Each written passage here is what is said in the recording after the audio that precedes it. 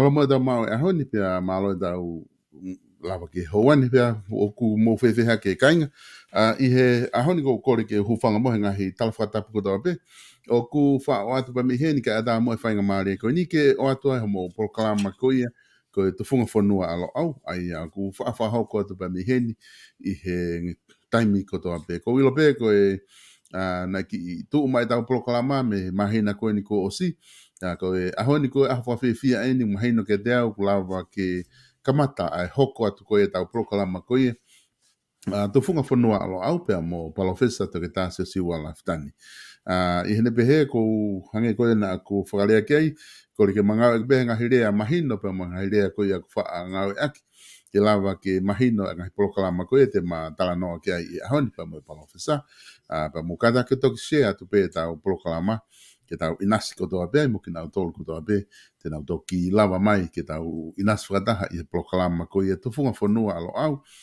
ki he wikeni. Me ahoni foki, te ma kamata e proklama whahili wiki atu, o lere to ai hanga daimika o lewa ke fully recover e professor, pe a toki lawa lewa ke toki whakaukau I hane foki mai, I ha taimi a muiange. Ka I he lere atu koe ni te tau proklama whahili wiki pe I he tufunga whanua koe alo au. I he ahoni foki o fia ke tatalere e professor, tatalere koe professor, ki he mananga ko ia alo au I ken pela malo tau mau ahoni pia malo mo ofa o tua tau te felongo akia I he proklama ne ngona ki tu mai I he mahina ko ni ko hiri ka I he ahoni fa fia ke tatalere ko ke foki mai ko ia e proklama tu funga fono alo au ia ahoni fe ha ke professor fe ha ke pa mo Luciani pa mo family pe he foki ki he mananga alo au I ken pela Malo bito tonga ia ko whamarumaru atu he talamaru e whanua ko tu pia moe ako ia o ko whawhai pe ta wausia mai ai whainga maari koe ni pe wikai ke whahahan mo launga ko e whawhikai pe pea ko whamaro ka te koe, ta tak mai tau proklama, pea ko to e fifia me foki e tonga ko ngā koe lava, ki u foki mai hiria ha te whakoutua I flu, na te no fokita o whaina ke maru kita me COVID ka o hofi kita e flu. Me maru o au pea mo Luciane flu, pea ne kai ke pukelahi, Luciane ko au na pukelahi, lava ene mahina I taha pa ko top whakaake a ke main ka ko whakaake. To lava pe o ki tuku taurama pe e taha mai ke tataki mai e mo ui mo tua hara ko kita pa ku te fia pe e ke mau whanga maari e tonga kai whakapoki atu. Mone apito professor ko tigo e tawanga po ke tala noa COVID talo tapune ngahi pota mo ngahi me pehe whangata ngahi whanua kaua Australia no New Zealand ko inga pe ko tala noa ki he wesia ko fai he COVID tahiwa ke te tau tol ka ko inga ko mapuna ko ni ki flu ya ko ni professor ko tui o ku ki malohi apito ne mapuna hake pa ko Australiana pe ko tu ku America ku New Zealand ko se au ki tonga ku wakai fo he ngongo ke ni ihi ko nau takoto whare mahaki lava ke nau ia I ko ngā ko flu ko ni I ne wesia ko whai ka te ki tātolu professor pa ko na ku ke o ki ai ko ngā na ke whautu ai pa ko tui mahalo ko ko ke ilo pa ko whea I he flu ko ni professor pa moe COVID o ku whatu tāmaki ange mahu na whatu tāmaki loua pe professor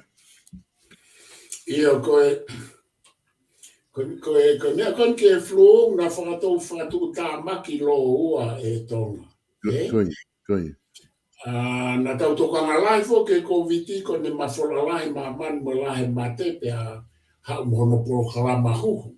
Ia ko anga fo ke hange ko ki maua si uhu COVID o au ki he pusta hono ua pe ko e hu whakato e wha pe mau si hu flu I flu ana maheni, ka koe huma e flu koe ni koe flu fo kieni, ai ni o kulotonga mo vete ono.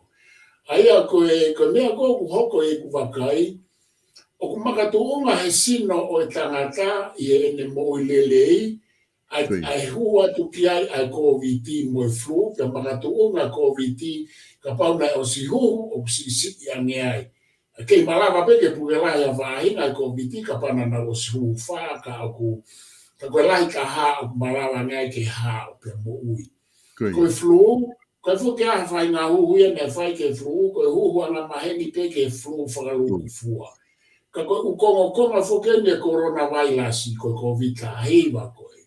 Seasonal flu, ono whai ngā toi haa me mea tako subvariant, Aia koe mea mo o ko lawe i, iai whaahinga me o si puke lo ua he flu mo COVID, na puke koe COVID na o si huhu, ne keike nau fuulahi au pito nau tōru ia tōma e nau puke.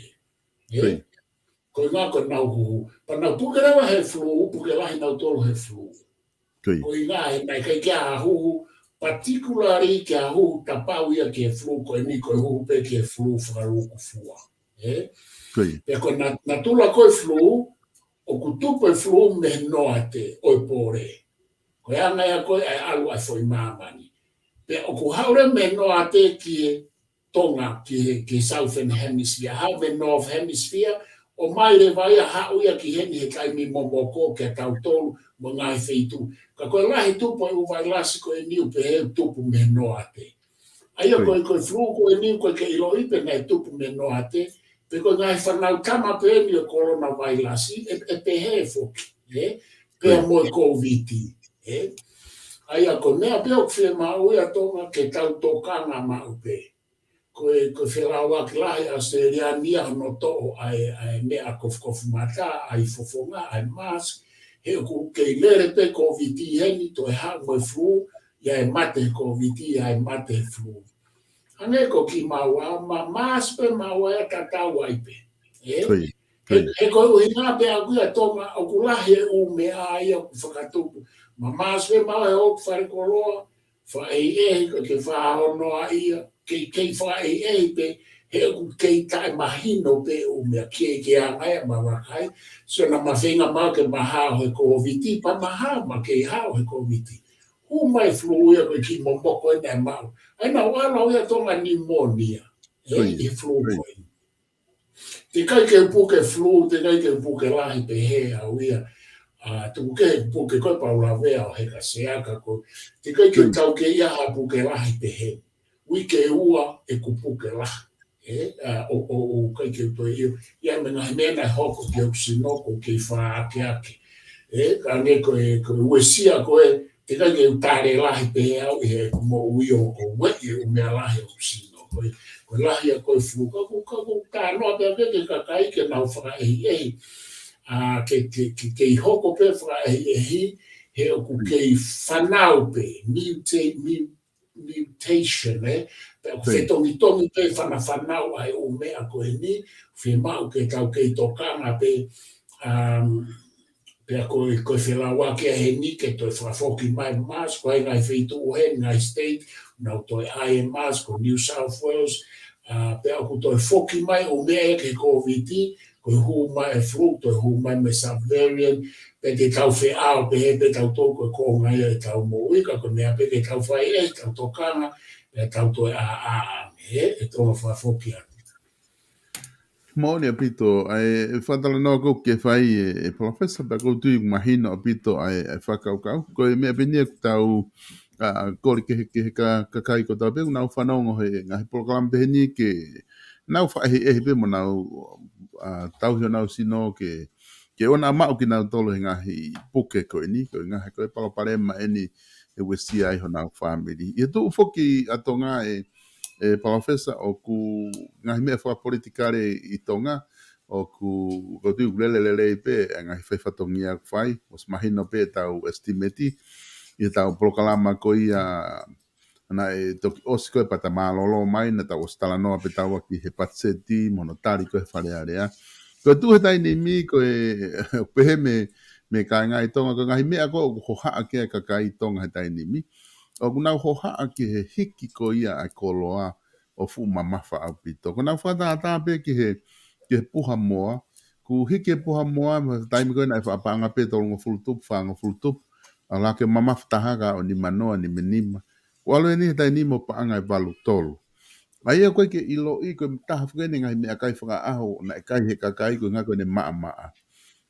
Koe ke nau ilo i pe koe uesia ko eni koe uesia eni, me ngahi ola tamaki ko ia o e puna mo ngā whi pehe ki he pea kula mo ngahi mea pehe pe koe uesia he ngahi tuku hau totong koe ngā koe patseti pe koe uesia he tau ko a mamani e palofesa ka koe e hanga ho wakai ke tuunga o ku hiki ai e koloa o ke futuunga koe ni o ku kamata ke launga kakai i he mamafa ko ia o totongi koe moa. Koe mea mahu inga ia e tonga. E koe oku totonu foki ka pau tau pehe oku hiki mea hange koe meat. Koe kakanoi manu, hange ko hotala noa ki moa.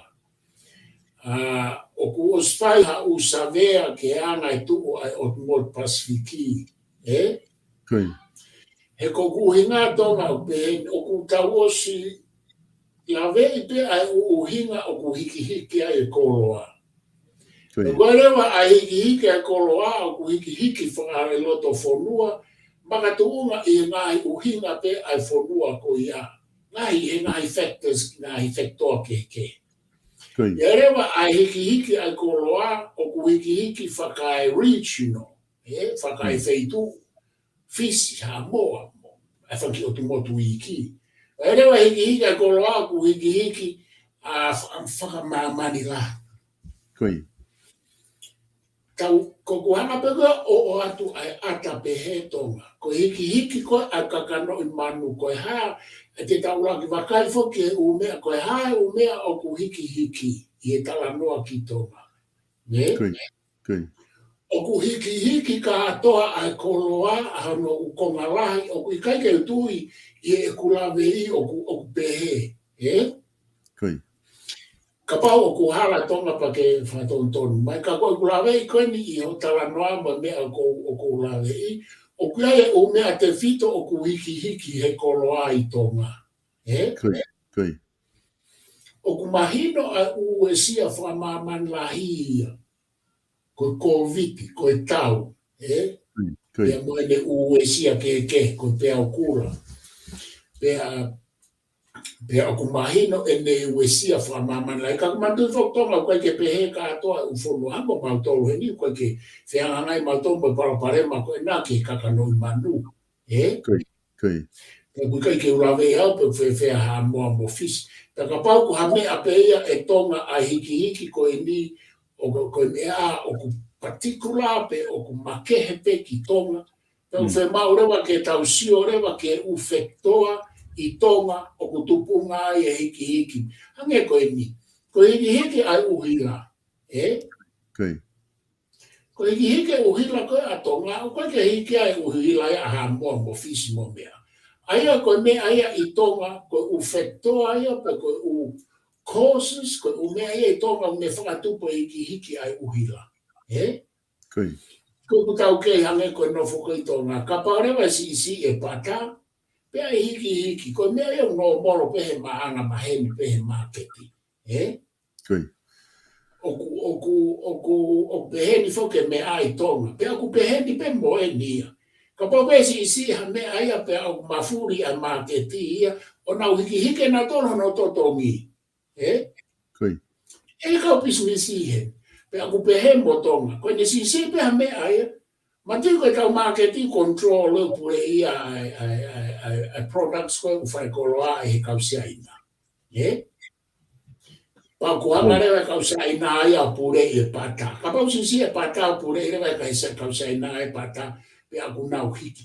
Oku whaafeinga rewa e consumer affair ke nau hanga control, ka ko mamani oku pehe e tonga.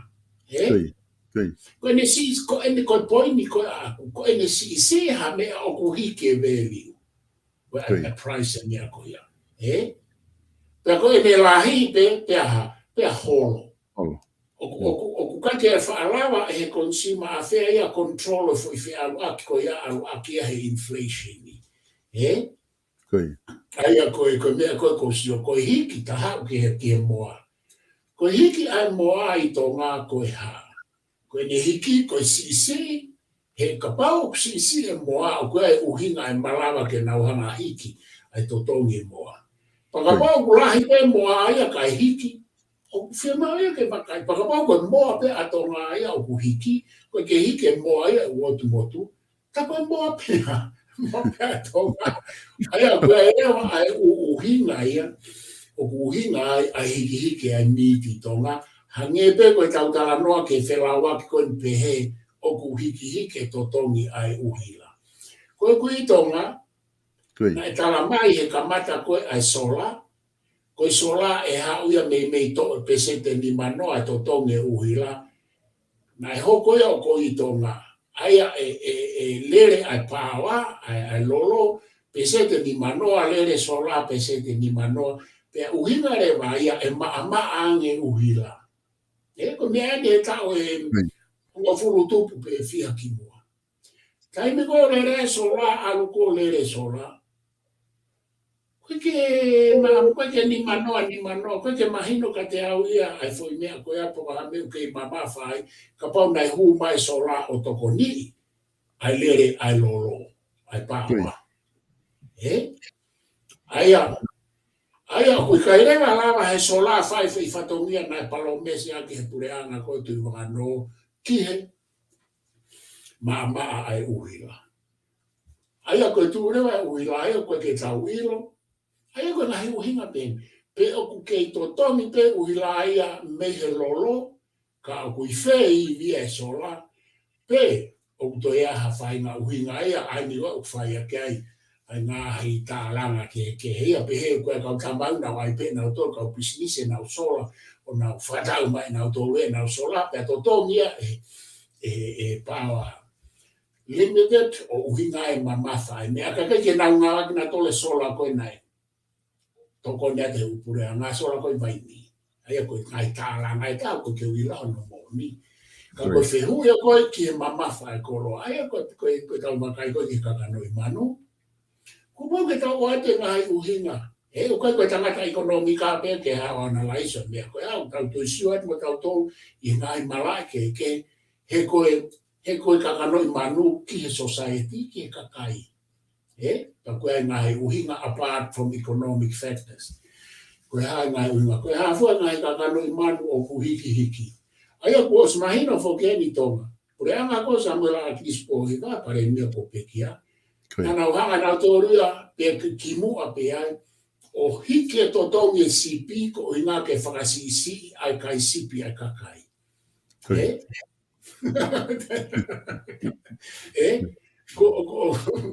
O ko kake ako e kakai ke mama ke ute nau kai e sipi kai hike to tongi sipi. Ai koe mea fok to tonu ke ako e kakai ke nau ilo kai whakafufua e sipi.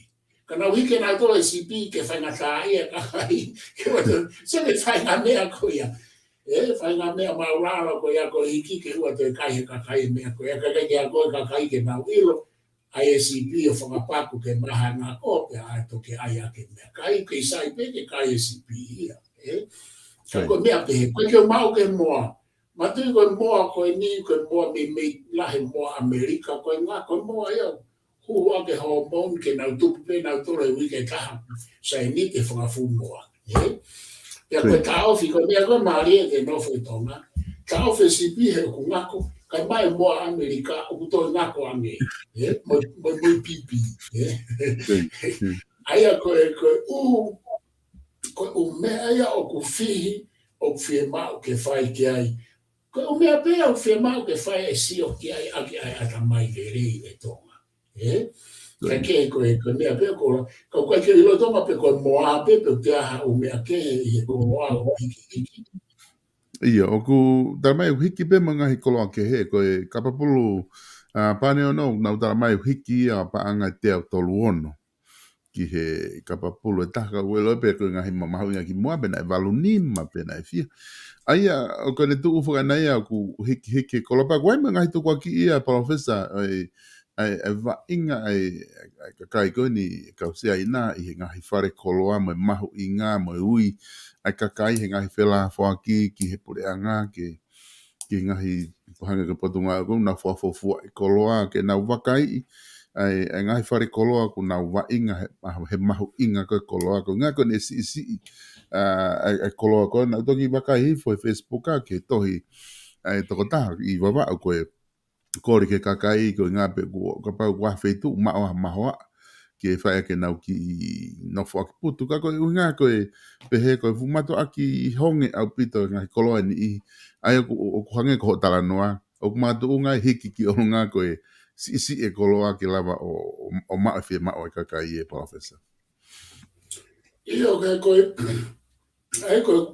uhinga te fito koe si ai koloa pe koe ngā i palo pare ma i e whetu taki whakai waha whonua i he trades i he whakatau aki pe koe ngā i palo pare ma o ku hoko tonu i he tu whamamana lahi koe tupunga mai mi he tau tu whamamana lahi e tonga.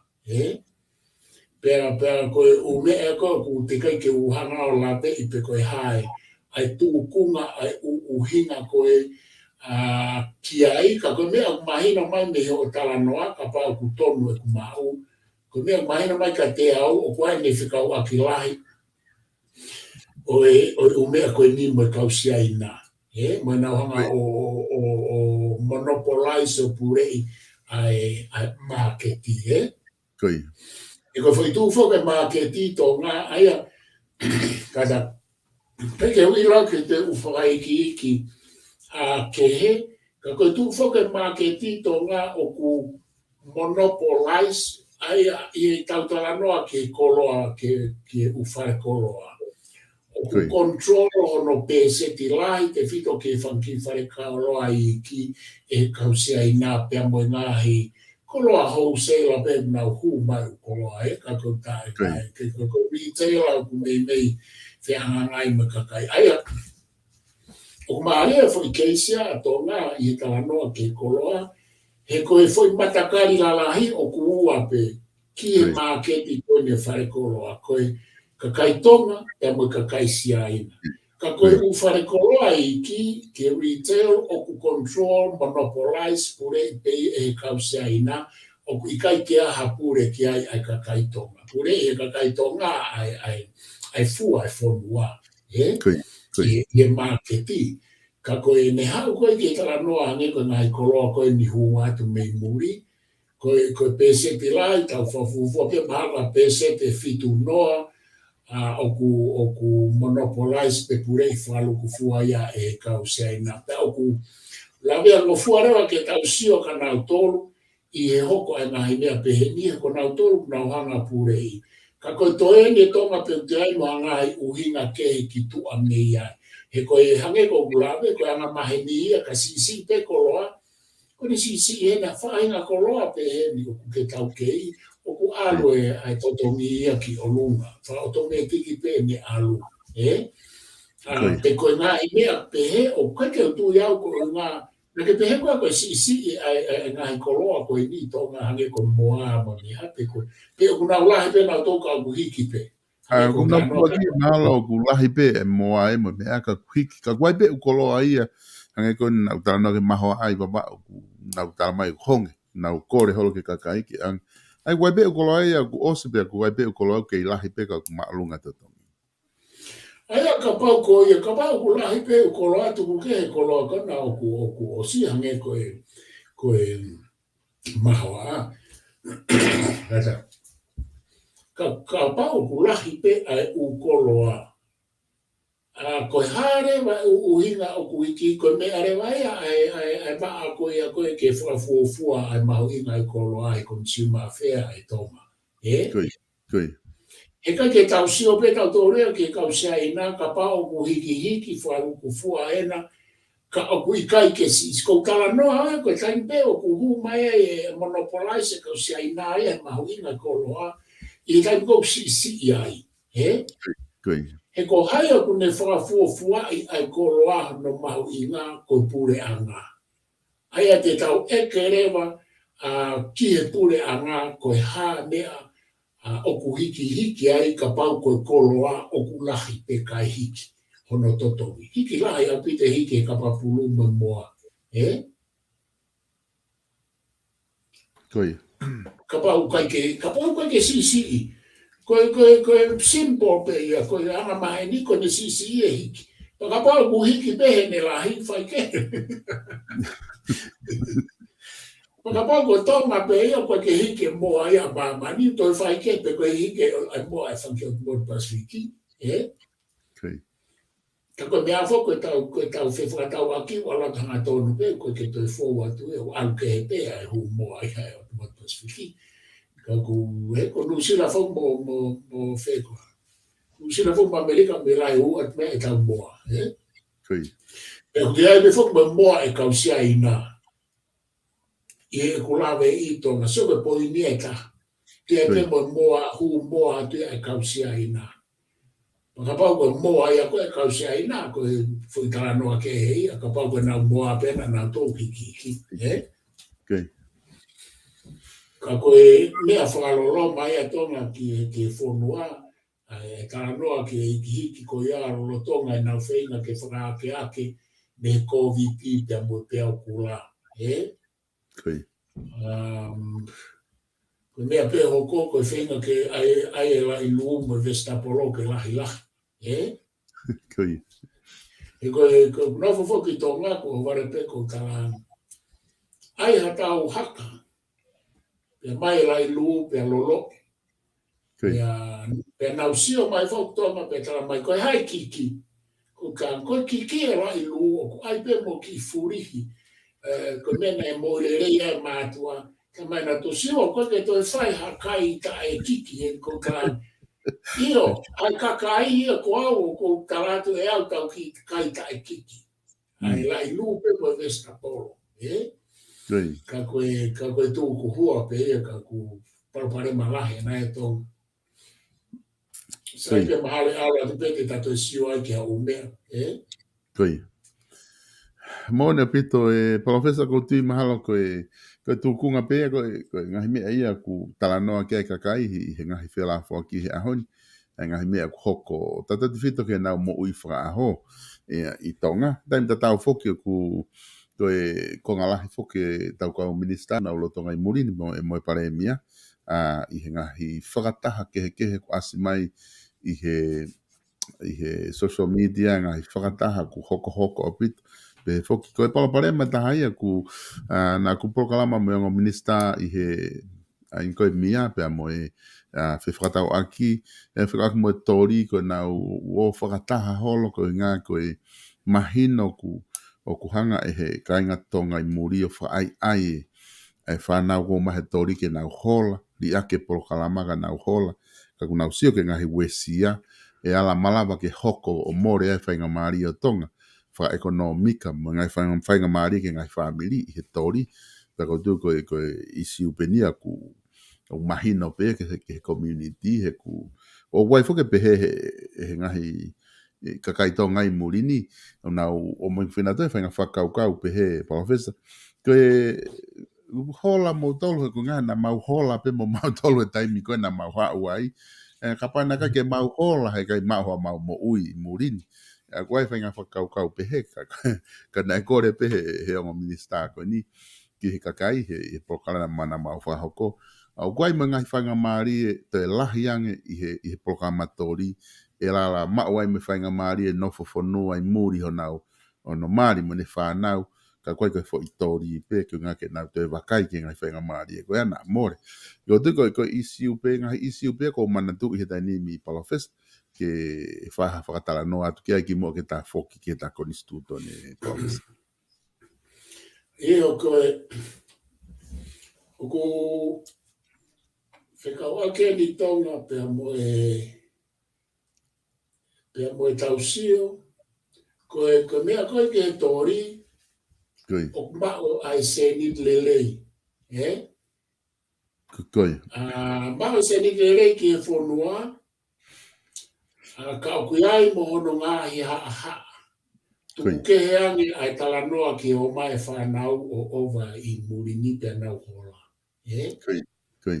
Au whia maorewa ke tau to sio whakaluku fua koe ulu aki I anga koe whakaukau na whai ke au tahine whai toke tahen me tonga I kuako I niu. Nane eke mai ka te au ai toripe koe hae kusio ki ai. Kui. Koe ke roi pena o stanoa ka te koe tonga. Pana ku tawange ki ai whema ke ta ofi programa ko ia. Ia ngai wakai. Ka pau he kai ke lava whakanelei ume ai. O kuo tonga hoko ai. Ai uparo parema. Sai. Ka ufok mai tonga o ku mau pa angalahi. I longa au pitoi tonga ai pa anga ku oange tori. Ka ku ikai lava uparo parema ai kou tupu he tori. Ke nehanga whetongi ai pa angalahi ko ia. Ngai para parema whakasosiale mo whamolare o ku hoko he tori. Ai a koe ume ai au whemau ke tau tokanga ki ai. Sai. Ko mea koe ke nao maa hola, ko te parapare ma moi, hange koe nana tokanga ki ai mo 8 minister. Ka ku ikai koe parapare ma pe ia, koe parapare ma, koe umea koe no hoko whamolare mo whasosiare I kautori muri, pe a hoko I he nofo ana ngai whamiri I tonga. He koe mea koe o kou soatu koe ke aina o kalange ki he tahine koe pai ke whai toke tāmi niu. O kui kai mahu inga ai paangalahi o kuhu he tori ki he uparaparema whasosiare whamolare whaatamai whakaloto o ku hoko ko inga koe polokalama tori. Ko mea ai kaha tonga. Na ulawe hifo o kupehe penuong ai minister ke Pasifiki me heni, whaingai ke o mai ai kakai tori mo nau whamiri pe malawa ke ai nau pepa nofo. Stai, koe poini e ka. Koe poini e ka na nau pehe, malawa ke a koe ki nau toru ki a toe whaahinga, skill, na o mai koe whoitori pe o mai o ako ki tufunga moe ha. Ko yo mea lelei lo ua ia tonga nei to tonu ke whai mei mua he malawa ke nehanga o whaisisi o paraparema koe ni nau karanoa ki ai. Pea koe taha. Koe porokalama tori o kutatau pia mo porokalama ngā aue pōpūra I he tawha ake taha. Ko mea nau karangi tahine. Na whia mau ke hanga ngā whanua Pasifiki o aia Australia mo New Zealand ke ua toi whai ngā pōpūra ko ia neo nau waha. Ka ku hange pia koe fwoi cheap labour. Ai porokalama tori. Kai whuatua ngā porokalama koe ku nau toki ara atu ke. Sua toki, toi sio pena Australia koe ke he uparapare ma, ta nau sio lewa ke o mai e whamiri, koe tau parapare ma whamolare, ma whasosiare koe tuku ai maria ke na whaitoa ngā haa motua. Pe tokoni ke o ange hanau mea nofo makatuunga pe koe haa e whahinga uhinga. Pe ikai ngātai, ke a koe, koe talua e tau wako, he senturi e ua, ka tau ke o mai pe o tori foi a kau, kai ke tokonia ke o mai o ako ke a whainga mea whaata mai mo whainga mea wha skill, ma kehe ange lorotonga e nau o mātori, ko inga ke tupurekina e nau ilo, ko hea tupurekina ane ilo he tori ka areme sa anuariki maas. Pea koe mea re vai a hoko I he tori foi a kau, pe he aha moe po, o frustration e tangata pau ne ngā aue pe e pongpong he aha kotoa pe. Whakasaikolosia. Tene hanga rewa ia whai e umea ke pau. Kai ke heni hono hoa, kai ke heni hono whamiri. Ke tau whai e uporo kalama. Uporo kalama koe ni au mai o aipe heni. Uporo kalama e whai e heni whaitu Afrika. Whaitu haha ke loto. O ku abe pe o nau ngai mari o nau o nofo e ngai maa hina ko urban labour.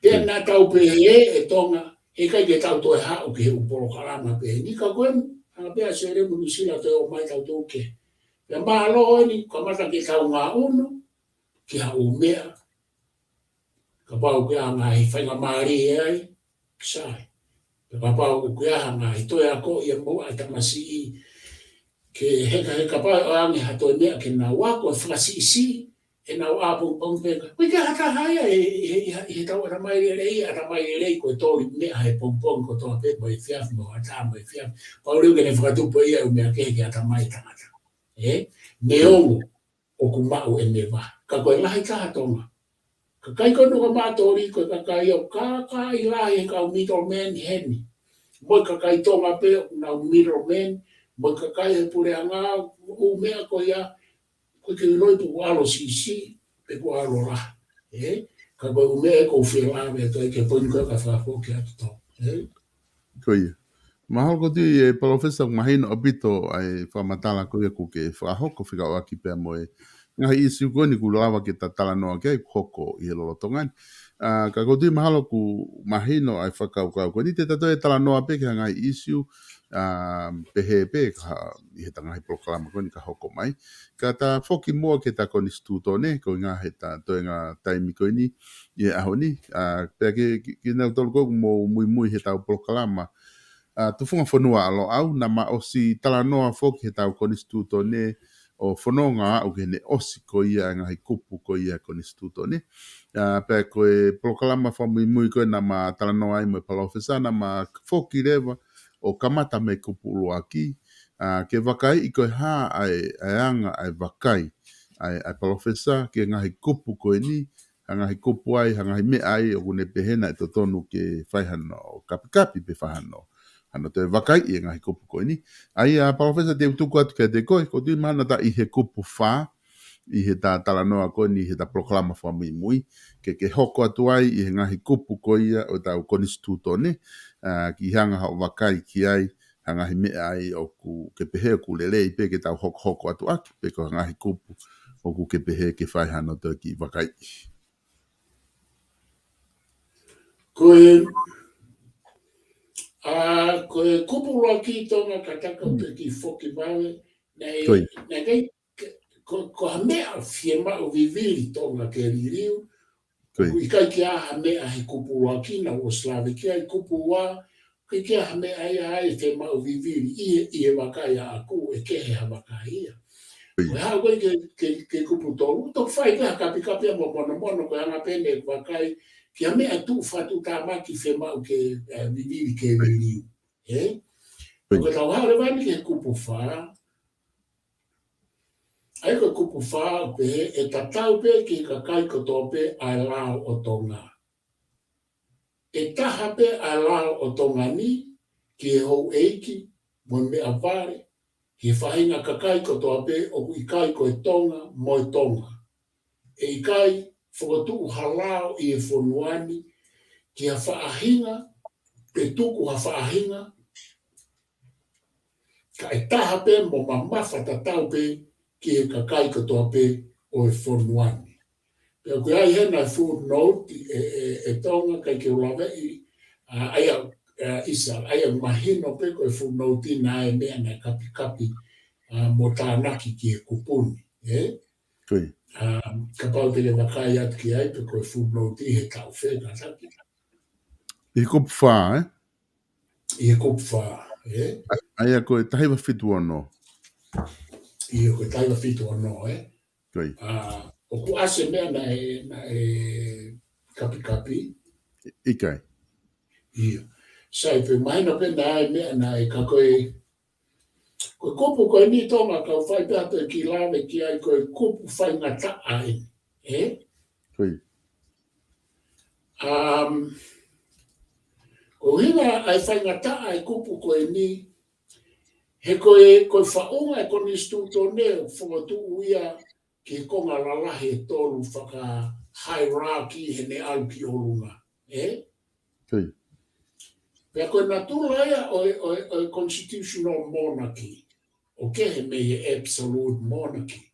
Me pureanga whakatu i o kui kai koni stuto ne. Koe tau pureanga whakatu i koni stuto ne ko hono na tūla o whatutuunga fo I le voro la lahe tolu ki o lunga. Koi. Pe ta wau marewa ke kupu wha, tala mai e ia. E ta tau pe ki e ka kai kotoa pe ai lao o tonga. Pe koe whehu I le wai a koe tau whai, ai lao whe. Koi. Ai lao mei he uruaki o I kupu ki he hongo furu, pe mei he uruaki ki he ene ose e konistuto ne. Pe koe ngahi lao ku os whakatutu mai he whakatutu unga e whonua. Pe koe ngahi lao hia, pe koe ngahi lao sivile, pe koe lao whe.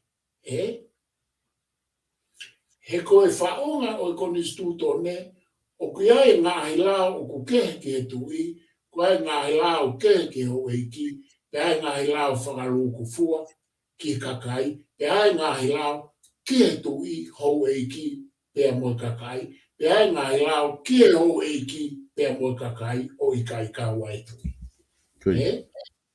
Ke sio ke ne fihi tonga, patau hao rewa ke kupu wha, patau peha ke rewa ke kupu wha. E ka tau pe ki e kakai kotoa pe ai lao o tonga. Ka koe mea rewa e tari he konistuto neo pe heni mai rewa tonga. Tupunga hene re volo tolu, e whakamau ia ke lao I re volo uruaki ai tui. Tatau e lao koe whakamau ia ke tui, ki he tui kotoa pe. Ko lao kotoa pe whakawaki mo mawhai pure tui ma ne pure whaarere rewa, e whakamau ia ki he tui kotoa pe, o I kai ke he hatu I mei he tui. Tatau e lao ki he tui kotoa pe. Pe whatonga. Tatau e lao ki he no pere kotoa pe, o I kai toi ke he no pere, ai u lao o ku ai ke te nau tolu, o aku pe koe lao ki he whai hia, pe koe lao ki he hape ha whainga mea. Pe tatau e lao o ku ai ke kakai ki he taha kotoa pe. Pe ka paurea e whamau I, hataha I he whamau anga, pe tatau hono ai ki ai e lao, ki hano whamau I, mono tautea, mono tae tautea hataha. Ko mea rewa aina o ku whehu ia, ai o mea ku I kai ke whai he lao ke tatau ke whai ke tui. Pea koe fo I vete anga pe ni tonga ai ni koe kou talatu. He oku ia e lao whakaluku fua ke kakai me he tui pe ki lalo. Koe e lao ke tui, koe e lao ke no pere, pe koe e lao ke no pere mo kakai o I kai kaua e tui. Ka koe taimi koe, ko mea re mai no mau inga he kupo wha. Koe taimi koe e mau I ai. E tui ai u lao I ono revolo, pe oku malawa rewa e whare area, mo pure kabineti, pea mo e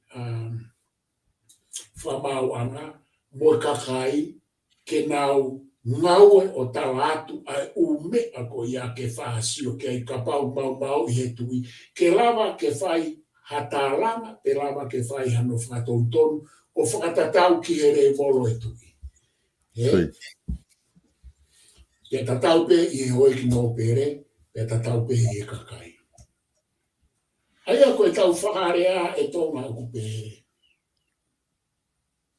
O kui kai lava e tau lao, e kupu wha, o whai tatau ki he fwoi le volo ka atoa e tolu, ka koe ngahi me ape e ni I. Ka pau, te tau tari e fwoi mea ko ia,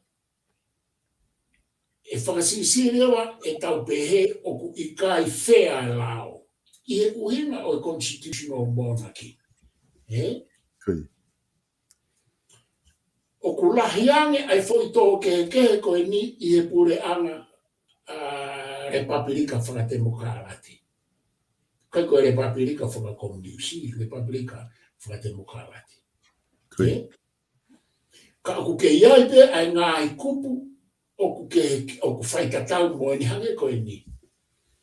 O se kau Palestina Amerika nau mau E lao, ka oku te eki ke ai pe whamau e kau Palestine ni, pe i kai ke whamau e kau Palestine ni, pe aku te eki ke a Palestina e ngā au e pōpura. Koe ke alau ia e lau Amerika.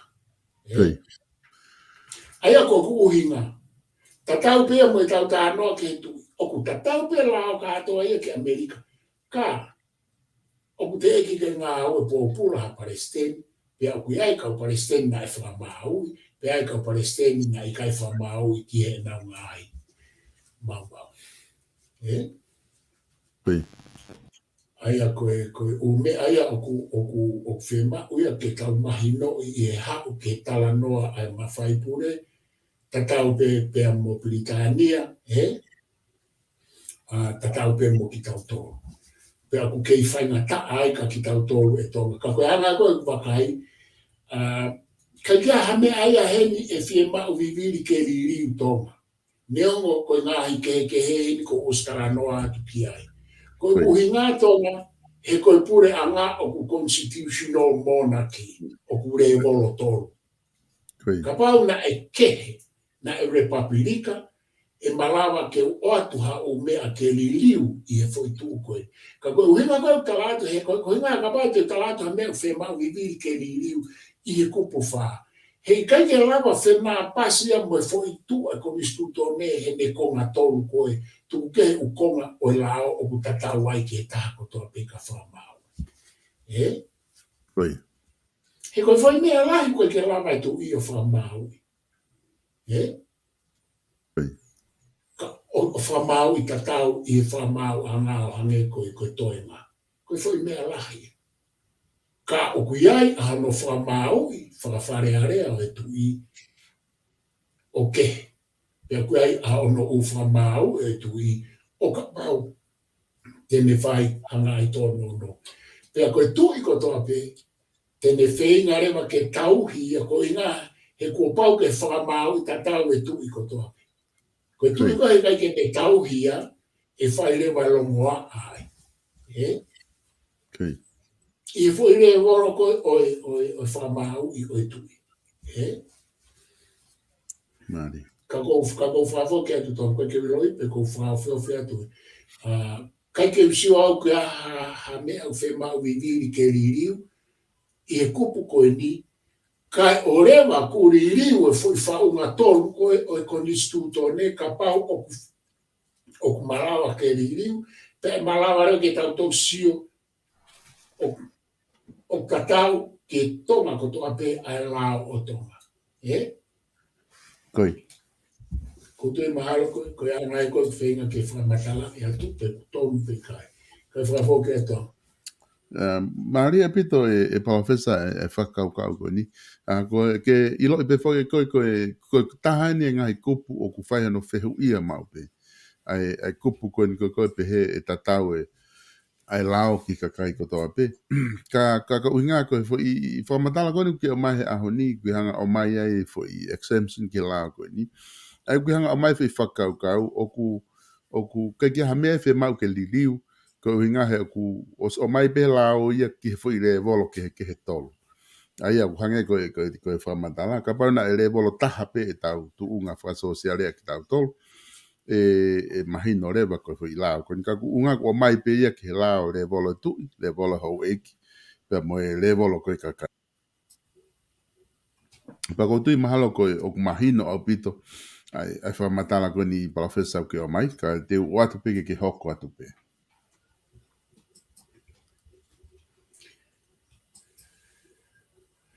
Ka aluhifo e ni tonga, iyo maari a pito tonga koe, ki mua ke ta aluhifo ki he nima. Nā te kai ke u whakaukau pe he neo ke kupu koe ni ka koe kutoki hau whakaukau he tato whoki mai ke neo o siofi ke koe mea viviri ai, Koi. Ke paha ngā au e ki ai, Koi. Pe whai hariri ue. Ka ta hau ki e koko hinga pe whotonga pe ka pau te whakatū atu ha mea ke ririu. Koi. Koe mea koe ia ke malawa ke ririu. Malama ke riu, koi. Ka paurewa, e whakatua atu ha mea ke ririu. Ka he i kai malawa ke ririu. Pea oku tae au ngai ato. Koi. Mona. Kata. E ka sio ke whakakau ko e ato no mau ina kau ki lawe ke. Koi. O kulahi au te ngahi mea au tau tala noa ke liliu he whonua. Koi. Liliu e ha, liliu e ha, liliu e ha. Ke whakate mokala kiangi, ke ha, ke ha. Ka oku i kai malawa ke liliu e mea kotoa, not all. Koi. Ane koe tā noa ka Aristotelo ke lao e losika. Koe only some are not, or all or not all. Koe anga ea koe ai tamai mata e tautala noa. Koe ne i kai pe lava ririu kotoa, all, koe none. Koe tau whiri ki ma tau tā noa ka whainga mea au pehe. Koe ni kai pe lava ai katoa, e kai ke lava ai, e hala. Pe koe lava ngahi mea ni i, pe i kai lava ngahi mea ni i. Pe aku pehere wa tala noa koe ke liliu. Koe kai ni lahi tau tala noa ke liliu, ki he mea kotoa pe, ka e iku o i kai ke aha mea ia liliu. None. All or none. Pe koe ngai mea ni i, pea i kai ke lava ngai mea ni i. Aia koe tau tala noa koe ni ke liliu i tonga, koe ngahi mea ni i, ka he i kai ke lava liliu. Koe ngahi mea e tonga, te whotu watu pe e malawa whakahu ke lao whanganga, pe malawa ke alu, pe malawa pe ke tari, pe malawa ke tai tari me ne awhio. Pe iai rewa ngahi mea, he i kai pe ke lava o whakahu watu, pe i kai pe ke lava whakahu o alu, pe i kai pe ke tari. Osi mahino pe ia kapau tau mahino e anga e tua e whaunga. Kai o rewa, ke tau liriu ka atoa e fwoi whaunga, ke tau lava whakotu atu ai ngahi mea, e malawa ke hu, pe malawa ke tari, pe malawa ke i kai tari, ka e malawa ke whai ke ai ai tālanga. Suka ngahi mea ko toa pē tōna na e whakotu i e whonua. Ai ngahi teke, pea moi ngahi lao whanganga. O ku te eki ke lava e hafo i teke mo hafo i lao whanganga o alasi ai fo i tolu koe no kou tā noa kei re molo koe o whawhai ke hei aki ai kupu whaa. Ka koe mau tonga o kai ke tau whakatoka ngai, tupunga i he tau whie mau, tupunga i he tau loto tāngia, tau pehebe, tau tolu ia, te tau lava whahoka atua pa te tau lava holoki katoa e fumea. Kau kia e whaunga e ka koe ke aha tahai e asmai tene malawa ke ne whai. Sai, tau alu lewa i he umea koe ni i he whaunga whakalao pia mo whakaako koe uko tuatu e au me ta whaako. Ka taha ke kupu ni mato. Ka pau ki ta me ke tānaki me. Hoko ke kupu ni ma. Koe kupu ni ma, o kungofua mo ata ke kakai katoa pe ke whai e nau lotu. Koe mea koe ke mahino ka te au tonga, i kupu koe ni. Koe whialawe ke kupu koe ni whaafofa pita po koe ke aha mea ke liliu. ha mea viviri. Ko mea peo ko tokanga au ki ai, o ki ai mea i tonga o ki kai mahino ki a te au i e kupu koe ni. Ko e whikawaki pia malotu moslemi. Koi. O ku mahino e kupu koe ni o ku hinga, ko lotu ki e o tua pētaha. Koi. Pea ko o tua o lotu whakariste ane mo ka kai siu whai kia e tala noa koe. Ka ku wakai ko whemau pe, ko whemau i vire nia ke whahano whakamahino tokanga ke e lotu moslemi. Ko lotu moslemi unau lotu ke o tua tatau, pe o ku whaata pe i tonga ke whai e nau lotu, ia ki nau tolu ka o te eki ke whaata e lotu moslemi ia ke nau hau ke papliki, ke nau whakahoko ai e nau ngahi. O wau whalotu. Koi. Aia, o ku hange rewa, ku pōpula rewa lotu moslemi i tonga ki o whehanga ia mo e whemau ai kupu koe. A taha kotoa ngahi lotu ia, i ngahi lotu whekawak mo o tua, te ai pema ngahi lotu hange koe kau siaina mo mea koe ai nau tōru ia kau intia, koe ke nau lotu ka au kei whaata pe nau tōru ia, nau lotu pia nau ngahi api, privately, pea pehe, pea mo lotu moslemi, o whaata, koe ke koe e lotu moslemi ia mo ngahi lotu koe ni, he kuiai ai no api lotu kuiai api ako o moslemi, whatatau ke u lotu ke koe hange koe kau intia, kau intuma nia. O kuiai nau mea pehe, ka o ku ikai ke whaata ai kau moslemi ia te ke whatohangai, ki he papliki ke nau tau ataina nau pe ku whaafu kātoanga koe lotu ai moslemi. Nai tangata moslemi nai hau ki palasi i pekia ai tahine kuini. Kuini halawar mata aho, nene ke tari e hau o whaia ne lotu. Koi. Aia koe mea pēo kong toka ngau ki ai ke whakamahino anga ai tuku ai lotu moslemi i he whonua. Koe mea pēo kong toka ngau ki ai he kupu nima. Ka kui kai ki aha ku siwata o kia hame a viviri ke kupu nima ke ririu. Koi. Kupu mahu inga au pito e kupu nima. Ka tau pe mau kupu ko Slave. Ka ika whafau ke to. Ko tu mahalo ku mahino o pito pe ai tala noa ko ni ke o mai he kupu nima. Tu ke he pe i suko ni ke lotu moslemi ki hanga o whakaha mai ka ku kore atu e professor ke ta whaka osimo ke kupu ono.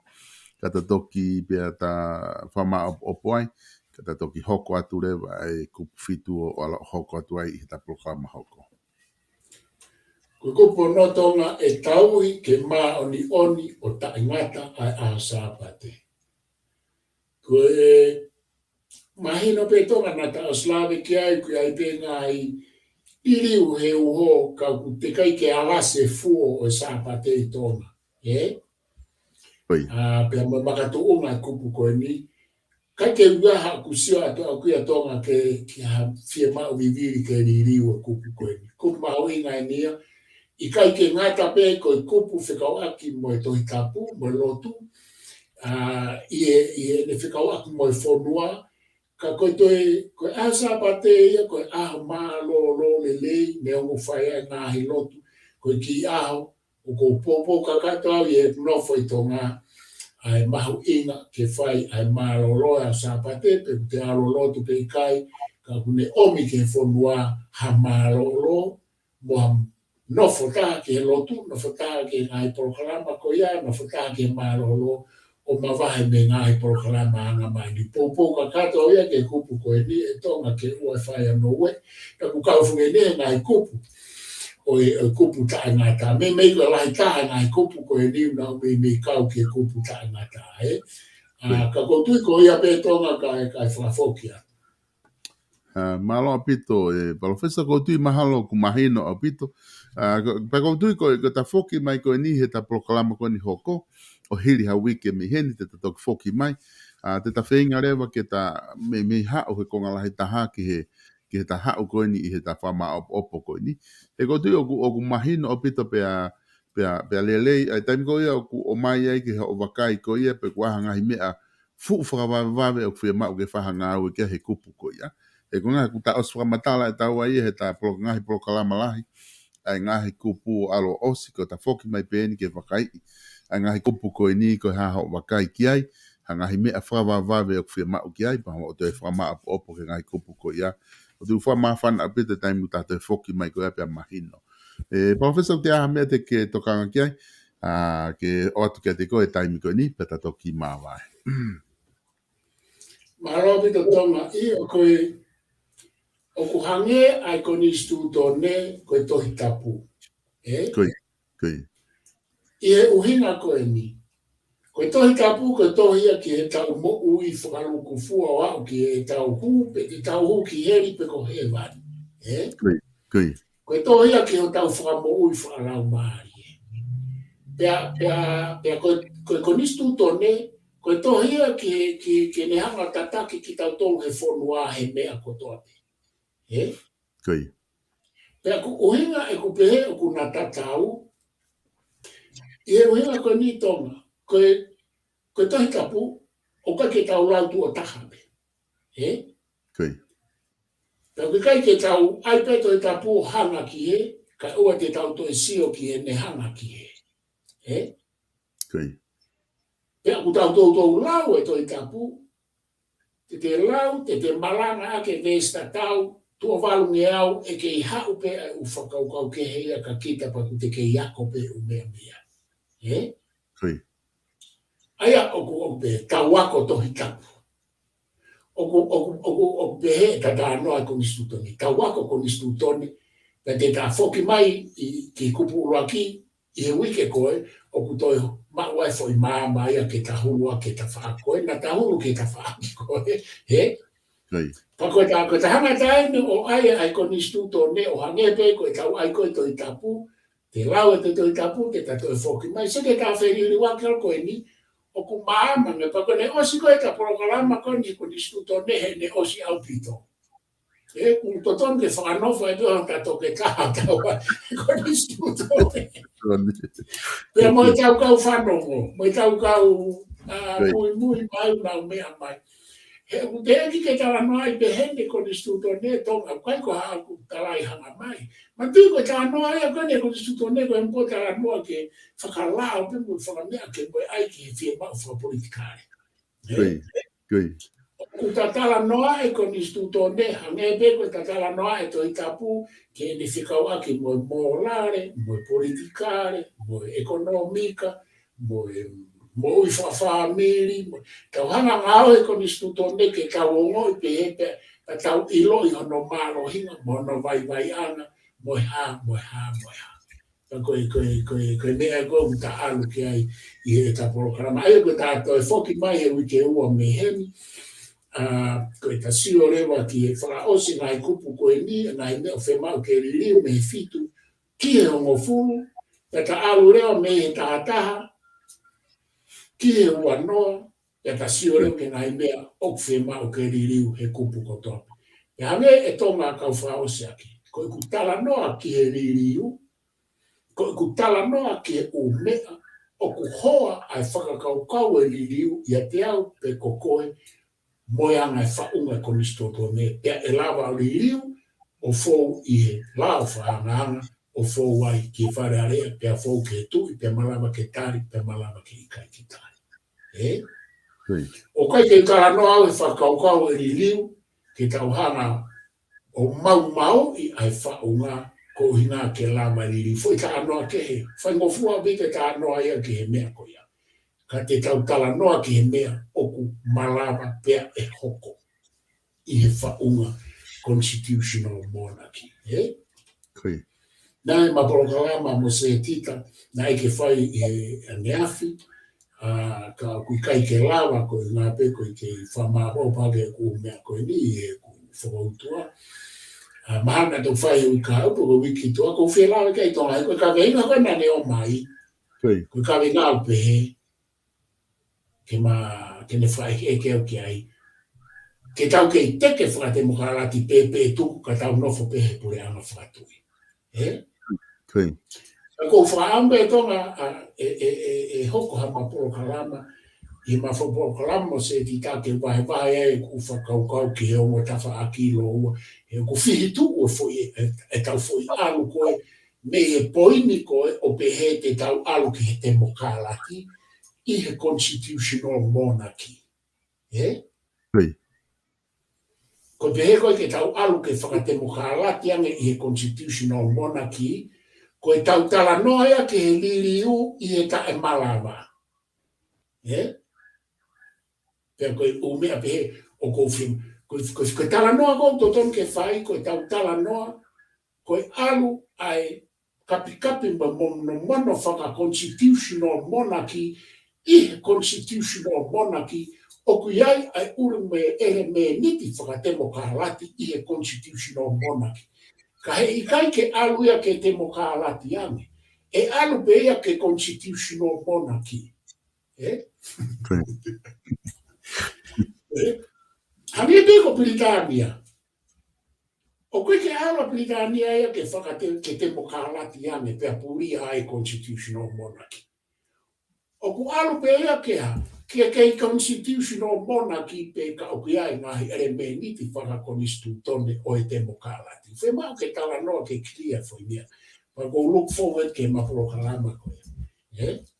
E ko wika haupe ko wiki tua. Kau whafo ki antonga mai ofaraheat, malo e mawhenga marie, malo motolo mo mea mai, motolo te mo mea mai ke prokalamani e ka ofaraheat. Malo pito, professor, pa ku whamalo lahi atu he lava koia, o e prokalama koia, tu funga whanua alo au ki a honi, tato ki whelongo aki i a hidi hau wiki me heni, i he ta prokalama ofarahi atu, professor. Malo pito. Koia, whamalo atu e kainga, mo mea mai ki tau prokalama koia, tu funga whanua koia alo au ki a honi, pia ku whamalo lahi atu ki mo tolu, koia ngā ka tau whiao mai i he prokalama koia, ki he a honi. Whaosa ki pē tau prokalama, ko whamalo lahi pē ki he ginau tolu kotoa pē kuna o sponsor mai tau prokalama, whamalo lahi atu ki ati mo tolu, tau te fito ki he kautaha finance ko ia ai South Pacific Loans. Ia noa walu ngeau, walu, hewa walu, telefoni kia Stalik to Bow. Ia fika e whakamo ui ia South Pacific Loans. Tēnā tokoni atu kia te koe i ngahi fia mau kotoa pē o ku whahoko, fia mau paanga kotoa pē o ku whahoko. Telefoni lewa kia Stalik to Bow i he South Pacific Loans. Tēnā tokoni kia te koe. Koe Bates Fashion Store i loto nuk alofa hanga ki he tauma pēa building. Kunau kei whaifatongi atu pē me ai. Telefoni walu fitu noa, ono nima, ono wha. Pete ki au tonu pe koe ki ai o whiri ha whahinga wala pe mi he Bates Fashion Store i loto nuku alofa. Koe kautaha koe ia koe E. Havens Kitchen ai i he whika fitu taha F i he Pottage Road i Otahuhu. Koe whahinga mea kai taha seafood i he kātoanga, tatau pepe koe hae kātoanga o ku ke whahoko. Tēnā lawa keita koe ki hamari pe koe ha kātoanga whawhamiri koe hahono lahi. Koe mea kai i fo atu e nau mea kai ai kautaha koe ia. Koe kautaha whare kai ene ko mātua tonga koe E. Havens Kitchen i he whika fitu taha ewa o Pottage Road. Taimi tatau be, hoku mau whia mao whoki ha kau ngāue, ki ngāue i he mau contractor. Ai a te ke lawa o ngāue leipa ai, au kamata a pongpongi, poko hape aho te ke ataki ai. Whitu taki mai he noa uataha, ua noa nima, noa ono, noa fitu, ke mau lawa o whahu koe, ke tokoni, ke ngahi ngāue koe ni o whahoko, ngāue leipa eni i he civil work.